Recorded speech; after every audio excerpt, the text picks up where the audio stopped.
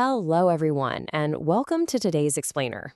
Look, the way we work at Rasta Infotech has fundamentally changed, right? And because of that, our security absolutely has to evolve with it to protect our future and our clients' futures.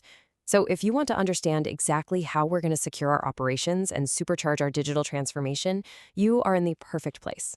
Let's just dive right in. Here is the game plan for today.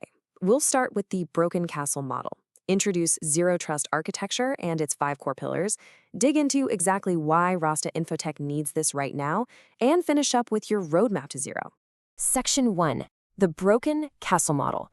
To really get why this matters so much, we have to talk about the security model we're leaving behind. For years, the whole IT world relied on this castle and moat strategy. I mean, think of it literally like a medieval castle. You've got a thick wall and a deep moat. Those are your firewalls and your perimeter defenses. The big assumption here is that if a user or a device somehow makes it past that front door, well, they must be completely trustworthy. But here's the fatal flaw with that. Once a bad actor crosses that moat, say just by stealing a single password, they have total free rein to roam the halls and take whatever they want. When we actually stack up our old setup against this new paradigm, the differences are night and day.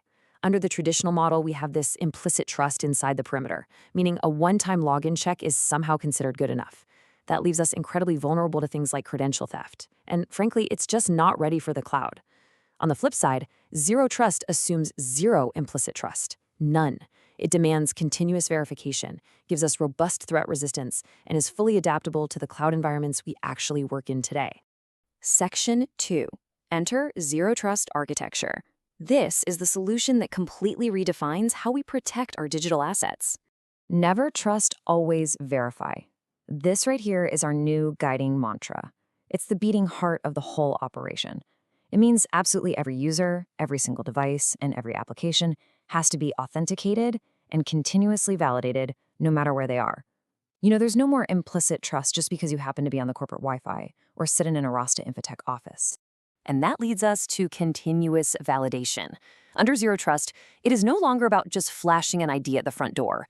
It's about actively monitoring behavior throughout the entire session. If a user suddenly tries to access a super sensitive database they've literally never touched before, the system flags it and asks for verification again. It's always watching, and more importantly, it's always verifying.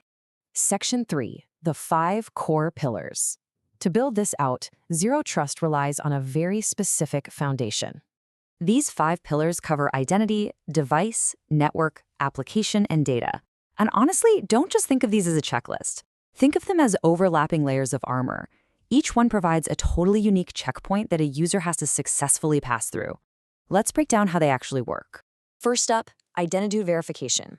We absolutely have to lock down who is knocking on the door. We do this with strong authentication, things like multi-factor authentication, or MFA, and single sign-on. Basically, this is our digital bouncer, making sure only legitimate, verified users ever get past the velvet rope. Second, device trust. Because it's not just about the user, right? It's about the equipment. We have to check what they are knocking with. Devices have to actively prove they're compliant. So if an employee logs in with the right password, but their laptop hasn't been patched for malware in 6 months or the drive isn't encrypted, yeah, they don't get in. Third is network security. This is where we bring in micro-segmentation. Essentially, we chop the entire network into tiny, isolated zones. It's a lot like the watertight compartments on a submarine. Why?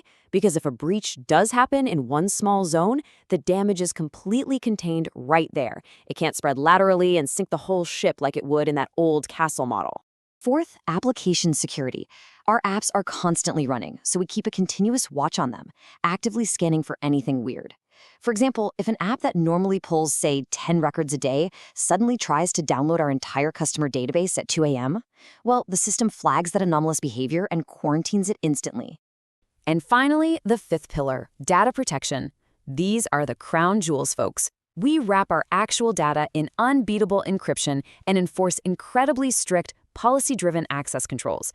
Even if someone intercepts the data, it's just complete gibberish to them without the proper decryption keys and verified access rights. Okay, so the theory sounds great and the architecture makes perfect logical sense, but let's bring this home to our daily reality. Why does Rasta Infotech specifically need to adopt this, and why is it so urgent? Section 4. Why Rasta Infotech needs Zero. We're going to look at the massive drivers forcing this shift right now. The first huge driver, our shift to cloud-first operations.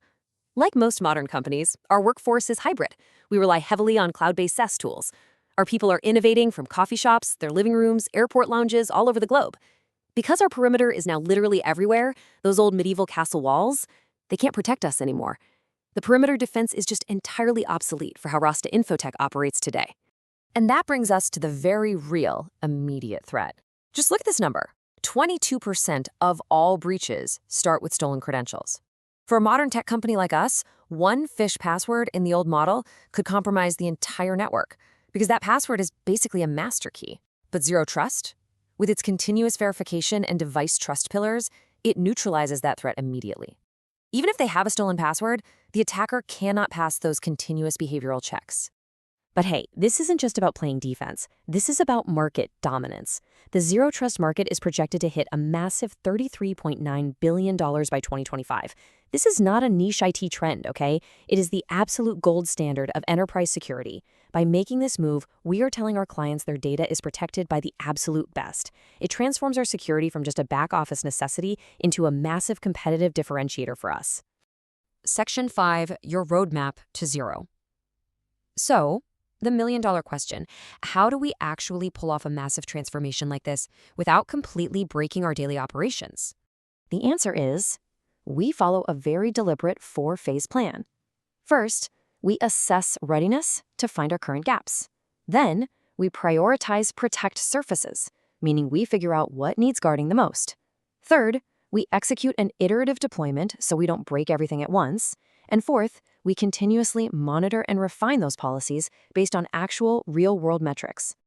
Zooming in on those middle steps, I want to be clear, we are not boiling the ocean here. For Rasta Infotech, this means fiercely protecting our most critical assets first. Things like HR data, our core SAP systems, and those highly sensitive client records. We'll kick off our iterative rollout specifically with identity and access management and device trust. Essentially, we are locking the front gates and thoroughly vetting the guests before we try to rewire the entire house. Ultimately, if you take away one single thing from today's explainer, make it this. Zero Trust is way more than just a software update. It is a calculated, strategic move that perfectly aligns with Rasta Infotech's broader digital transformation. It lets us rigidly protect our data and, most importantly, build unshakable trust with our clients. The blueprint for this transformation is right here. We know the vulnerabilities of the past. We see the incredible power of continuous validation, and we have a precise roadmap to secure our future. So the only question left for us to answer today is this. Are we ready to abandon the broken castle and build a foundation of absolute verification at Rasta Infotech? Thank you so much for joining me on this explainer today. Now let's get to work.